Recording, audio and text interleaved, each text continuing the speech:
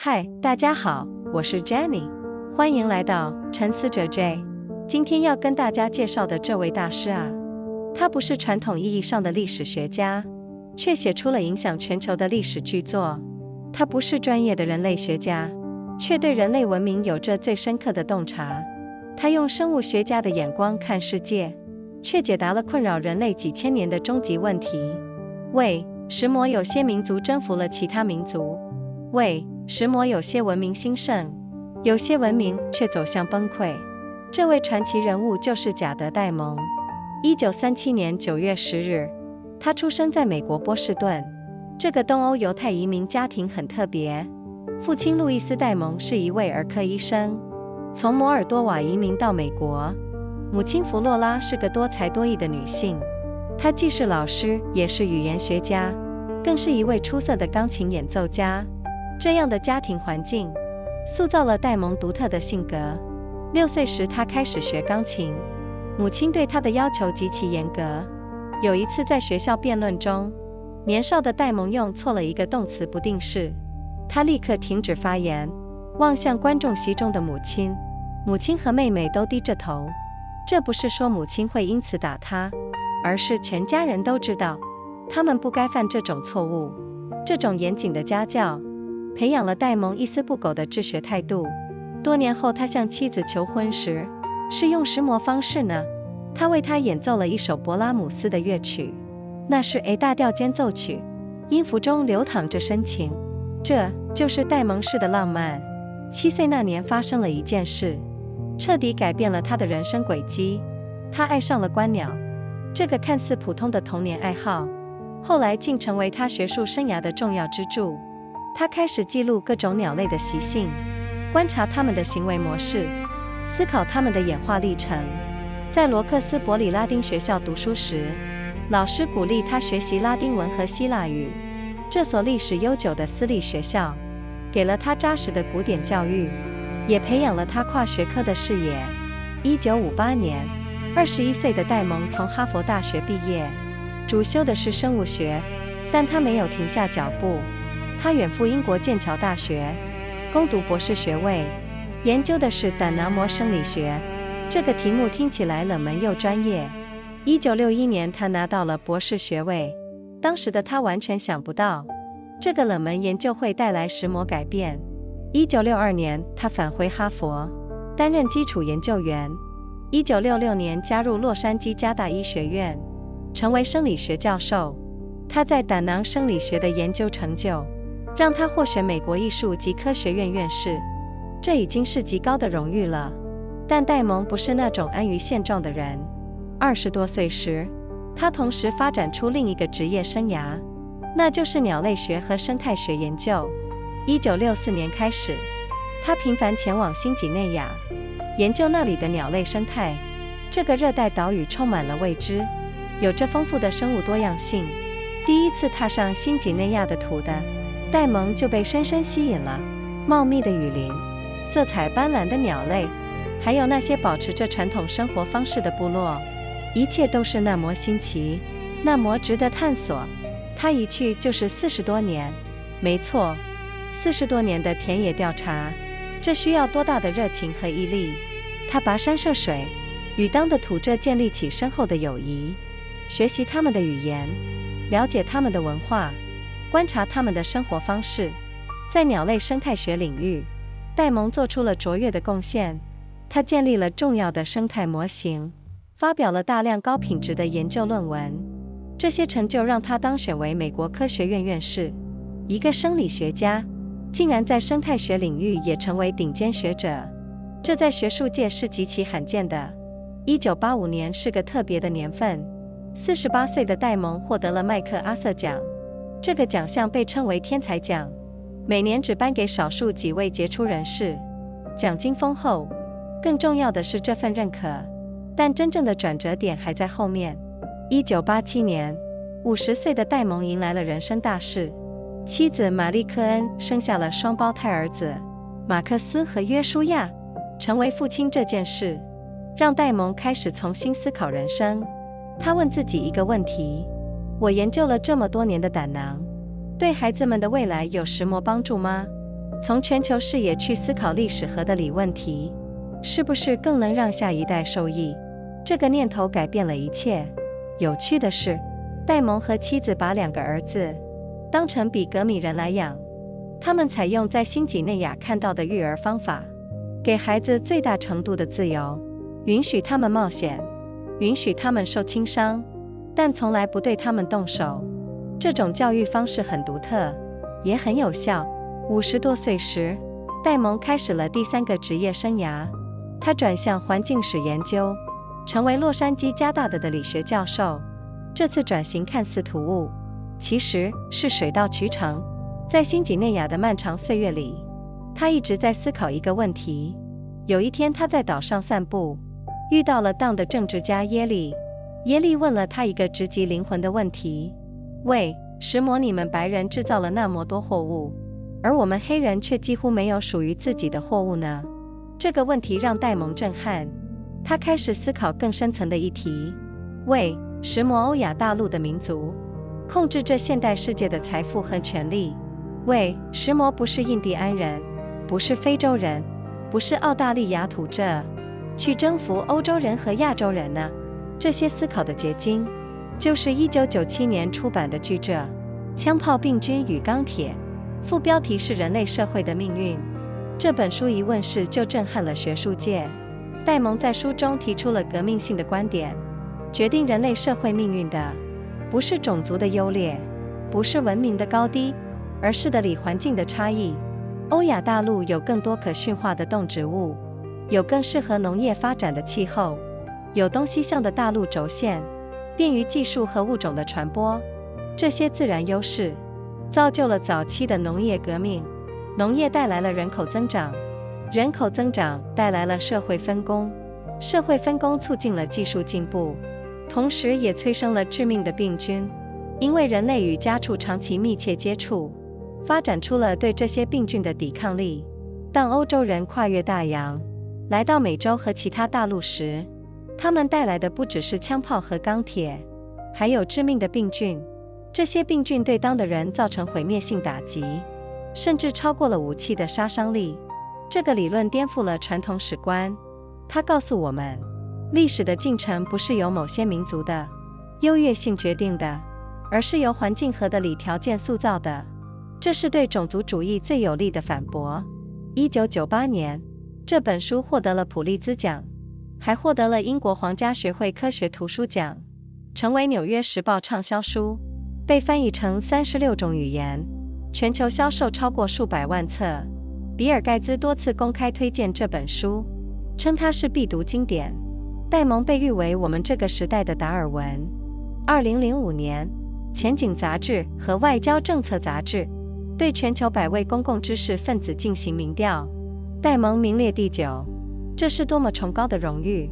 1999年，他获得了美国国家科学奖章，这是由总统和国家科学基金会共同颁发的最高荣誉，表彰他在多个领域的杰出贡献。但戴蒙没有停下笔。2005年，他出版了《大崩坏》，副标题是人类社会的明天。这本书探讨的是文明的兴衰，为什么有些繁荣的文明会突然崩溃。复活节岛的波利尼西亚文化，美洲的玛雅文明，格陵兰的维京人族群，这些曾经辉煌的文明都走向了毁灭。戴蒙分析了5个关键因素：环境破坏、气候变迁、敌对邻居、友好贸易伙伴的消失，以及社会对危机的反应方式。这些因素的组合决定了文明的存续。这本书是对现代社会的警示。我们正在重蹈覆辙吗？我们能从历史中学到什么？这些问题振聋发聩。2012年，戴蒙又出版了《昨日世界》，副标题是找回文明新命脉。这次他回到了新几内亚，回到了那些传统社群，探讨现代人能从他们身上学到什么。书中涵盖了9大面向：战争与和平、争端的解决、养儿育女、老人安养、应变危险、宗教、语言与健康。他发现传统社群有很多智慧，值得现代文明学习。2019年，82岁的戴蒙出版了《动荡》，副标题是国家如何化解危局成功转型。他把个人心理治疗的框架应用到国家危机的分析上，提出了危机应对的12个步骤。他分析了7个国家的案例：芬兰、日本、智利、印尼、德国、澳洲、美国。每个国家都经历过重大危机，有些成功转型，有些仍在挣扎。这本书告诉我们，危机不一定是坏事。正如丘吉尔所说，永远不要浪费一场好危机，关键在于如何应对。纵观戴蒙的作品，从第3种星星到枪炮病菌与钢铁，从大崩坏到昨日世界，再到动荡，这些书构成了人类大历史3部曲，探讨的是人类从何而来，现在身处何方，又将往何处去。戴蒙的写作有个特点，就是通俗易懂。他用生动的故事，深入浅出的比喻，把复杂的学术问题讲得清楚明白，这让他的书既有学术价值，又能吸引普通读者。当然，戴蒙的作品也引发了争议，有些人类学家批评他，说他简化了历史的复杂性，用的理决定论解释一切，忽略了文化和制度的作用。有人质疑他的田野调查方法，说他没有受过人类学训练，带着西方白人的视角看待土著。2008年，他在《纽约客》杂志发表的一篇文章引发了诉讼。文章中的报道人指控他捏造事实，说那些对话从未发生，这对他的学术声誉造成了冲击。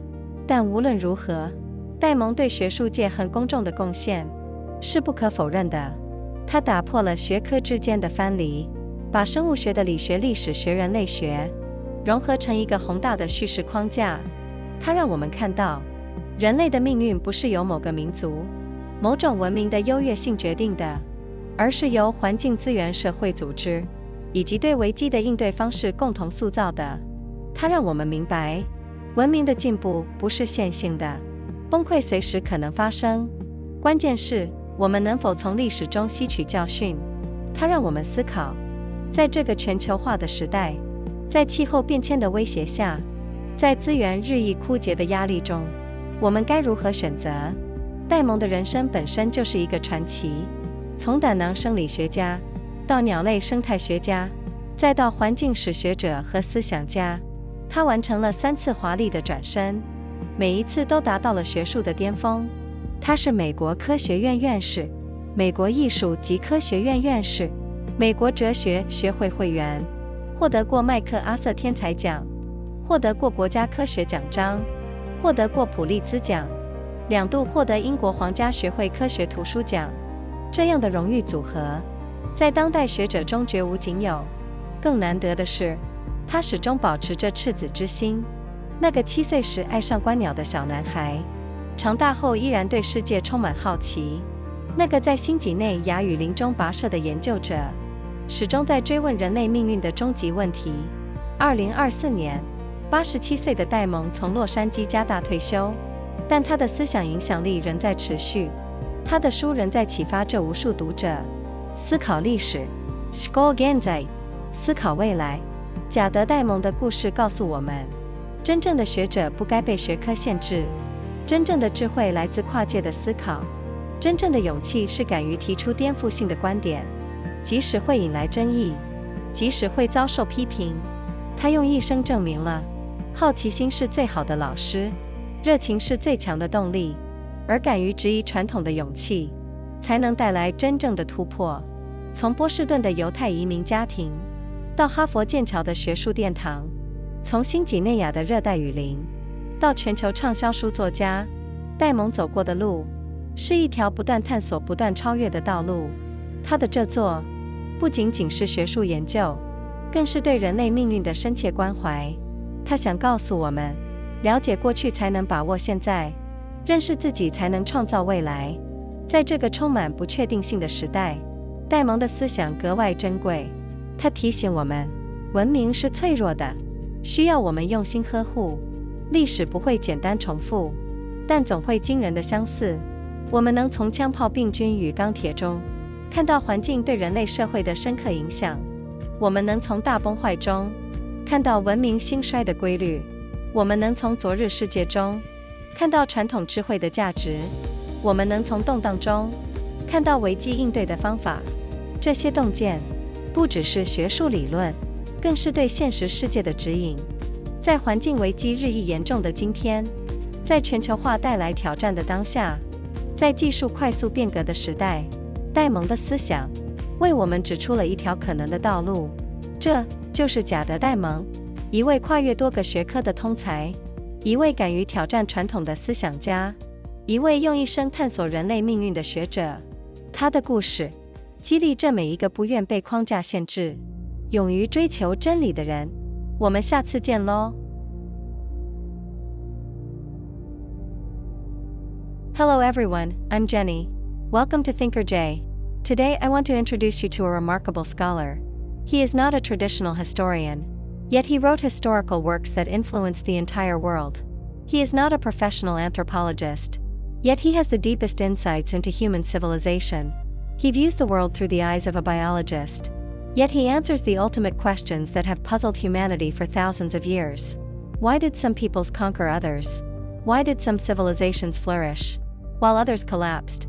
This legendary figure is Jared Diamond. On September 10, 1937, he was born in Boston, Massachusetts. This Eastern European Jewish immigrant family was quite special. His father Louis Diamond was a pediatrician. He immigrated to America from Moldova. His mother Flora was a multi-talented woman. She was a teacher, a linguist, and an accomplished concert pianist. This family environment shaped Diamond's unique character. At age 6, he began learning piano. His mother was extremely strict with him. Once during an important school debate, young Diamond used the wrong infinitive. He immediately stopped speaking. He looked toward his mother in the audience. His mother and sister both lowered their heads. This did not mean his mother would beat him for it. Rather, the whole family understood they should not make such mistakes. This rigorous upbringing cultivated Diamond's meticulous scholarly attitude. Many years later, when he proposed to his wife, how did he do it? He played a piece by Brahms for her. It was the intermezzo in A major. Deep emotion flowed through the notes. This was Diamond's style of romance. At age 7, something happened that completely changed his life trajectory. He fell in love with birdwatching. This seemingly ordinary childhood hobby later became a major pillar of his academic career. He began recording the habits of various birds, observing their behavioral patterns, thinking about their evolutionary history. At Roxbury Latin School, teachers encouraged him to study Latin and Greek. This historic private school gave him a solid classical education and cultivated his interdisciplinary vision. In 1958, the 21-year-old Diamond graduated from Harvard University. His major was biology, but he did not stop there. He traveled to Cambridge University in England to pursue his doctoral degree. His research was on gallbladder membrane physiology. This topic sounds obscure and specialized. In 1961, he received his doctorate. At that time, he had no idea what changes this obscure research would bring. In 1962, he returned to Harvard as a junior fellow. In 1966, he joined UCLA Medical School, becoming a professor of physiology. His achievements in gallbladder physiology research led to his election to the American Academy of Arts and Sciences. This was already an extremely high honor, but Diamond was not one to rest on his laurels. In his 20s, he simultaneously developed another career. That was ornithology and ecology research. Starting in 1964, he frequently traveled to New Guinea to study the bird ecology there. This tropical island was full of unknowns, with rich biodiversity. The first time he set foot on New Guinea, Diamond was deeply fascinated. The dense rainforests, the colorful birds, and those tribes maintaining traditional lifestyles. Everything was so novel, so worth exploring. He went there for over 40 years. Yes, over 40 years of field research. This required tremendous passion and perseverance. He trekked through mountains and rivers, built deep friendships with local natives, learned their languages, understood their cultures, observed their ways of life. In the field of bird ecology, Diamond made outstanding contributions. He established important ecological models, published numerous high-quality research papers. These achievements led to his election to the National Academy of Sciences. A physiologist, actually becoming a top scholar in ecology. This was extremely rare in academia. 1985 was a special year. The 48-year-old Diamond received the MacArthur Award. This prize is called the Genius Grant. Only a few outstanding individuals receive it each year. The monetary award is generous. More importantly, it represents recognition. But the real turning point came later. In 1987, the 50-year-old Diamond experienced a major life event. His wife Marie Cohen gave birth to twin sons, Max and Joshua. Becoming a father made Diamond rethink his life. He asked himself a question. I have studied gallbladders for so many years. Does this help my children's future at all? Thinking about history and geography from a global perspective, might that be more beneficial for the next generation? This thought changed everything. Interestingly, Diamond and his wife raised their two sons like pygmies. They adopted the child-rearing methods they saw in New Guinea, giving the children maximum freedom, allowing them to take risks, allowing them to get minor injuries, but never laying hands on them. This educational approach was unique and very effective. In his 50s, Diamond began his third career. He turned to environmental history research, becoming a professor of geography at UCLA. This transition seemed abrupt, but it was actually a natural progression. During his long years in New Guinea, he had been thinking about a question. One day while walking on the island, he met a local politician named Yali. Yali asked him a soul-piercing question. Why do you white people make so much cargo, while we black people have almost no cargo of our own? This question shocked Diamond. He began thinking about deeper issues. Why do peoples from Eurasia control the wealth and power of the modern world? Why were it not the Native Americans, not Africans, not Australian Aborigines, who conquered Europeans and Asians? The crystallization of these thoughts was the masterwork published in 1997, Guns, Germs, and Steel. The subtitle was The Fates of Human Societies. When this book came out, it shocked the academic world. Diamond proposed a revolutionary viewpoint in the book. What determines the fate of human societies is not the superiority or inferiority of races, not the level of civilization, but differences in geographical environment. Eurasia had more domesticable plants and animals, had climates more suitable for agricultural development, had an east-west continental axis, facilitating the spread of technology and species.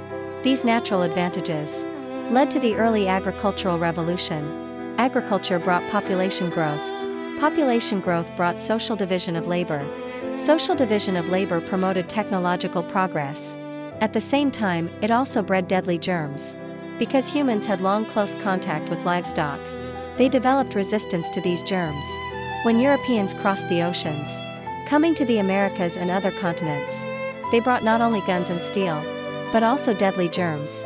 These germs caused devastating damage to local populations, even exceeding the lethality of weapons. This theory overturned traditional historical views. It tells us, the course of history was not determined by the superiority of certain peoples, but was shaped by environmental and geographical conditions. This is the most powerful refutation of racism. In 1998, this book won the Pulitzer Prize. It also won the Royal Society Science Book Prize, became a New York Times bestseller, was translated into 36 languages. Global sales exceeded several million copies. Bill Gates repeatedly recommended this book publicly, calling it essential reading. Diamond was hailed as the Darwin of our time. In 2005, Prospect Magazine and Foreign Policy Magazine conducted a poll of the world's top 100 public intellectuals. Diamond ranked 9th. What a tremendous honor. In 1999, he received the National Medal of Science. This is the highest honor jointly awarded by the President and the National Science Foundation, recognizing his outstanding contributions across multiple fields. But Diamond did not stop writing. In 2005, he published Collapse. The subtitle was How Societies Choose to Fail or Succeed. This book explored the rise and fall of civilizations. Why did some prosperous civilizations suddenly collapse? The Polynesian culture of Easter Island, the Maya civilization of the Americas, the Viking groups of Greenland. These once glorious civilizations all met their demise. Diamond analyzed 5 key factors: environmental damage, climate change, hostile neighbors, the disappearance of friendly trading partners, and society's response to crises. The combination of these factors determined the survival of civilizations.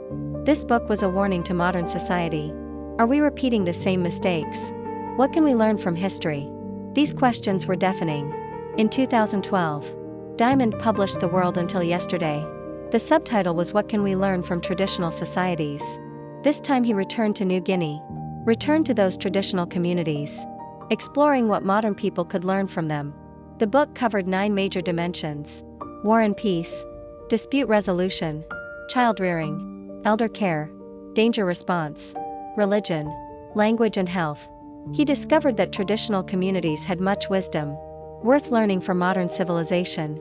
In 2019, the 82-year-old Diamond published Upheaval. The subtitle was Turning Points for Nations in Crisis. He applied the framework of individual psychotherapy to the analysis of national crises, proposing 12 steps for crisis response. He analyzed 7 country cases: Finland, Japan, Chile, Indonesia, Germany, Australia, the United States. Each country experienced major crises. Some successfully transformed. Some are still struggling. This book tells us, crises are not necessarily bad. As Churchill said, never waste a good crisis. The key is how to respond. Looking at Diamond's works, from the third chimpanzee to guns, germs, and steel, from Collapse to The World Until Yesterday to Upheaval, these books form a trilogy of human grand history, exploring where humanity came from, where we are now, and where we are going. Diamond's writing has a distinctive feature. It is accessible and easy to understand. He uses vivid stories, simple and clear metaphors, to explain complex academic questions clearly. This makes his books both academically valuable and appealing to general readers. Of course, Diamond's works have also sparked controversy. Some anthropologists criticized him, saying he simplified the complexity of history, used geographical determinism to explain everything, ignored the role of culture and institutions. Some questioned his field research methods, saying he lacked anthropological training, viewed natives through a Western white perspective. In 2008, an article he published in the New Yorker magazine led to litigation. The subject of the article accused him of fabricating facts, saying those conversations never happened. This caused damage to his academic reputation. But regardless, Diamond's contributions to academia and the public cannot be denied. He broke down barriers between disciplines, combined biology, geography, history, and anthropology into a grand narrative framework. He showed us, human destiny is not determined by certain peoples, or the superiority of certain civilizations, but is jointly shaped by environment, resources, social organization, and ways of responding to crises. He made us understand, the progress of civilization is not linear. Collapse can happen at any time. The key is whether we can learn lessons from history. He made us think, in this era of globalization, under the threat of climate change, under the pressure of dwindling resources, how should we choose? Diamond's life itself is a legend.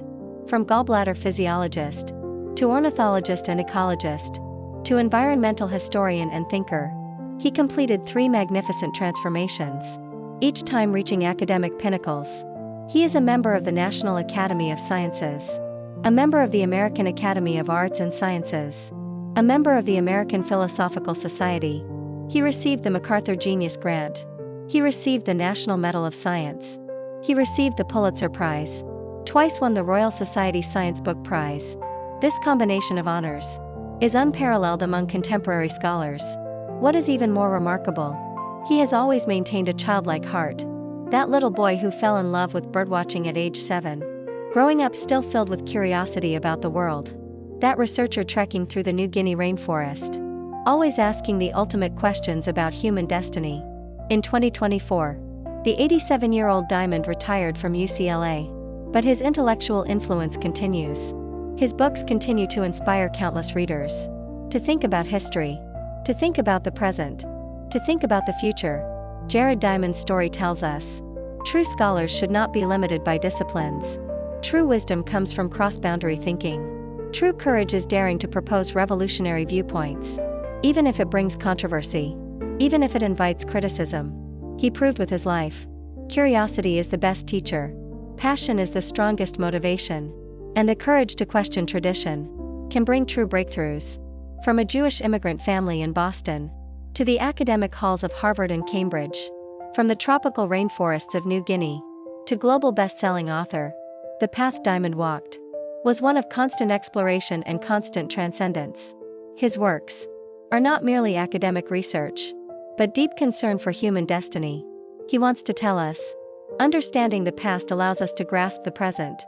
Knowing ourselves allows us to create the future. In this era full of uncertainty, Diamond's thoughts are especially precious.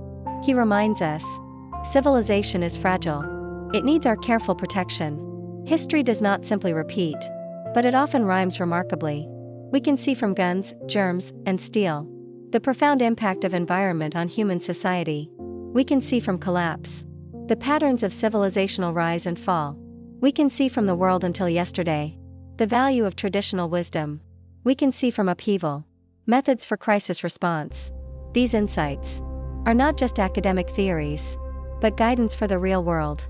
Today, when environmental crises are increasingly severe, in this era when globalization brings challenges, in times of rapid technological change, Diamond's thoughts point out a possible path for us. This is Jared Diamond, a polymath spanning multiple disciplines, a thinker who dares to challenge tradition, a scholar who spent his life exploring human destiny. His story inspires everyone who refuses to be limited by frameworks, who courageously pursues truth. See you next time.